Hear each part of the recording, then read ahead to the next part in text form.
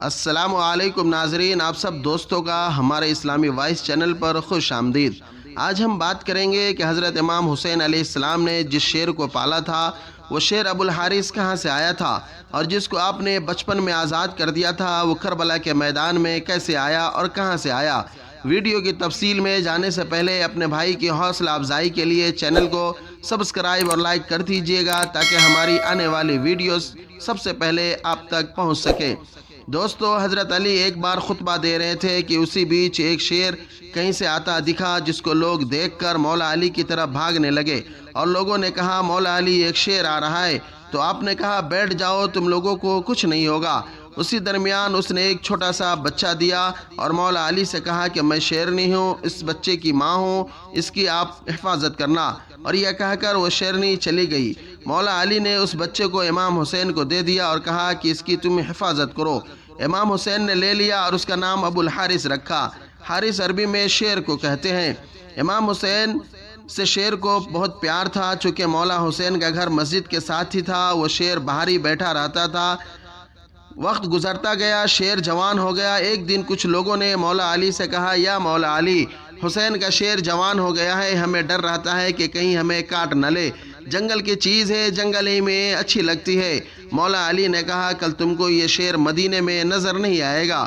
شام کو مولا علی گھر آئے، اپنے بیٹے سے پیار کیا اور فرمایا بیٹا حسین، تمہارا شیر جوان ہو گیا ہے۔ امام حسین مسکرائے اور فرمایا جیسے جیسے بڑا ہوتا جا رہا ہے مجھ سے محبت زیادہ کرتا جا رہا ہے، میرے بغیر نہ رہتا ہے۔ مولا علی نے کہا کہ بیٹا ہمارے کچھ ساتھی ڈرتے ہیں اس سے، وہ نماز کے لیے آتے ہیں، ان کو ڈر ہے کہ یہ ان کو کوئی نقصان نہ پہنچا دے، بیٹا اسے آزاد کر دینا اچھا ہے۔ مولا علی کا یہ کہنا تھا کہ بیٹے امام حسین کے رخسار پر موٹے موٹے آنسو آ گئے، مگر مسکرا کر کہا ابا جان آج کا دن نکال لیں، کل ابو الحارث آپ کو نظر نہ آئے گا۔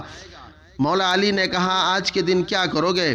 آپ روئے اور کہا ابا جان دیکھے باہر شام ہو گئی ہے اور یہ وقت کسی کو گھر سے نکالنے کا نہیں ہے۔ جب مولا حسین تہجد کے وقت شیر کو خوراک دینے آئے تو ابو الحارث نے کہا آج اتنی جلدی احسان کیا بات ہے؟ آپ نے ساری بات ابو الحارث کو بتائی۔ ابو الحارث نے کہا ٹھیک ہے مولا، میں جاتا ہوں، پر ایک شرط ہے، پھر ایک بار ملاقات ضرور ہو۔ امام حسین نے کہا میدان کربلا کے ٹیلے کے پاس سے ایک آواز آئے گی، جہاں میری 4 سال کی بیٹی سکینہ یا ہماری اماں فضہ آواز دے گی، اسی وقت چلے آنا۔ میرے پیارے دوستو، کتاب ریاض القدس میں لکھا ہے کہ شہادت امام حسین کے بعد یہ شور و غل برپا ہوا کہ عمر ابن سعد کا حکم ہے کہ امام حسین علیہ السلام کی لاش پر گھوڑے دوڑا دیے جائیں اور لاش مبارک پامال کر دی جائے۔ تو یہ آواز سن کر اہل بیت میں قیامت برپا ہو گئی۔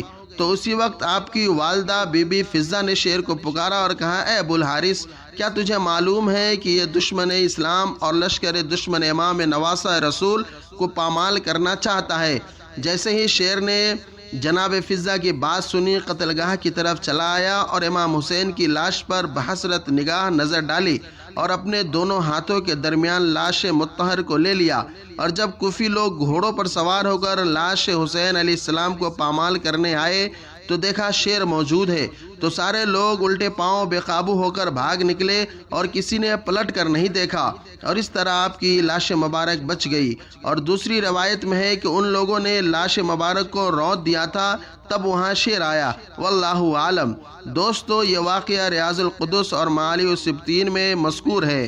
آج کے لیے بس اتنا ہی، اپنے بھائی کو دیجیے اجازت، پھر ملیں گے انشاءاللہ کسی دوسری نئی ویڈیو میں، تب تک آپ اپنا خیال رکھیے، خدا حافظ۔